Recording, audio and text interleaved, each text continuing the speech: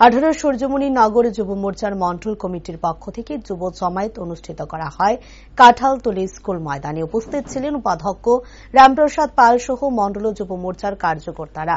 যুব জমায়েতে উপস্থিত হয়ে উপাধ্যক্ষ রামপ্রসাদ পাল বলেন, যুব সমাবেশে হাজার হাজার যুবকের উপস্থিতি লক্ষ্য করা যাচ্ছে। গত 2 মাস আগে থেকে তারা সিদ্ধান্ত নেয় যুব সমাবেশ করার এবং আজকের দিনে দাঁড়িয়ে যুব সমাজের কতটুকু প্রয়োজন রয়েছে সেই সমস্ত বিষয়ে 2 মাস ধরে প্রত্যেকটা যুবক মাঠে নেমে বুঝিয়ে দিয়েছে এবং এই যুব সমাজের বিশাল সফলতা লাভ হয়েছে বলেও ব্যক্ত করেন তিনি।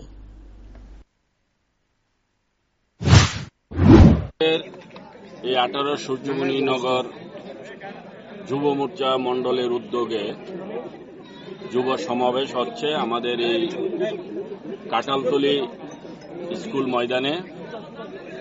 আজকের এই যুব সম্মেলন, যুব সমাবেশের যে আপনারা দেখছেন, এখানে হাজার হাজার যুবকের উপস্থিতি আমাদের এই 18 সূর্যমণি মণ্ডল থেকে।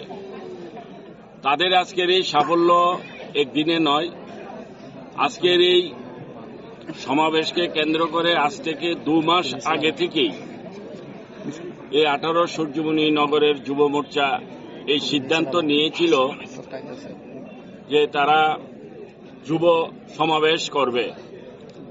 তো 2 মাস আগে সেই 2 মাস আগে থেকেই তারা সূর্যমণি নগরের প্রতিটি যুব সমাজের কাছে গিয়েছে, প্রতিটি যুব সমাজের সাথে কথা বলেছে যে আজকের দিনে যুব সমাজের কতটুক প্রয়োজন এবং যুব সমাজের দেশের প্রতি, সমাজের প্রতি, এলাকার প্রতি কতটুক গুরু দায়িত্ব, সেই নিয়ে তারা অনেক বৈঠক করেছে, অনেকের সাথে পর্যালোচনা করেছে, যাতে করে আজকে এই যুব মোর্চা এই সমাবেশে, যুব সমাবেশে অর্থাৎ যুব সম্মেলনে যাতে উপস্থিত হয় এই এলাকার যুব সমাজ, এই 18 সূর্যমণি নগরের যুব সমাজ।